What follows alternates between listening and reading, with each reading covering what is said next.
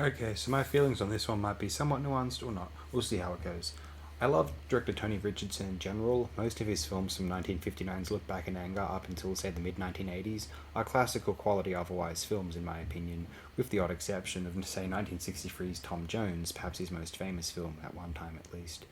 We discussed his 1969 Hamlet film before, a very strong adaptation of the play, one which appears to be rather underrated. In 1973's A Delicate Balance is rather decent, blessed with being one of the few feature films to star the very great Paul Schofield, that man for all seasons.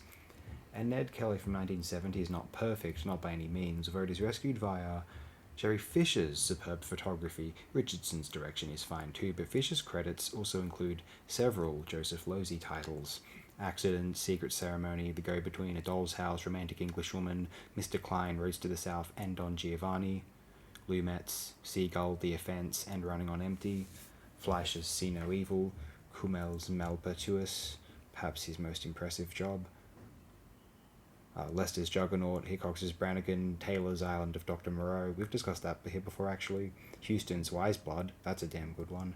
Peter Blatty's The Ninth Configuration and Exorcist Free, Wadley's Wolfen, Mulcahy's Highlander, Hodges' Black Rainbow, and Holcroft Covenant, Dead Bang, and Fourth War, for our good friend John Frankenheimer. Superb photography of the Australian bush, terrific use of light and dark. I tried to present some of it here. Aesthetically, I have much praise for this picture. Narratively, it is nothing outstanding. Its musical accompaniments become highly overbearing and aren't musically compelling whatsoever. And certainly to an Australian, the story of Ned Kelly's life, or life after his initial release from prison, in the case of this film script, is thoroughly rote and familiar. There is simply not much to say.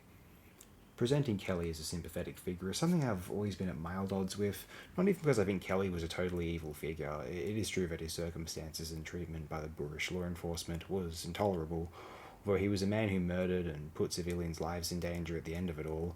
That this is the best the country can do is a bit limp, and I love Sidney Nolan. That's partly because of the oddball Kish quality, how it reveals the Kelly legend as the stuff of crude barstool, cheap sculptures.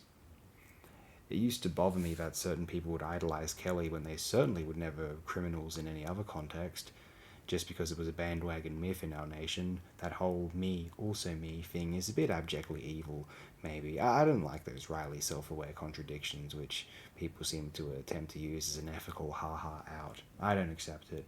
We're getting Leninist up in this AOD here. Anyway, I really dislike that novel by Peter Carey, The Story of the Kelly Gang.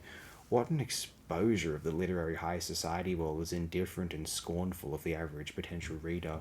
It just adheres to tropes and preferences of that dull, insular world, and they celebrate it for tacky notions of subjectivity, counter-history, overrated emphasis on memory, and for a novelty of punctuation, which is only accepted rather than analysed with a fine comb. A film has a set number of frames, shots, with which we can strictly analyse whether it is accomplishing its supposed aspirations. A novel, we have to make a leap of faith that its themes are truly cogent. To some degree, we have to accept this, unless you read the text fastidiously and insist so. But no one has done so to Peter Carey's Kelly Gang. It isn't in the canon like certain 20th century works are, for instance.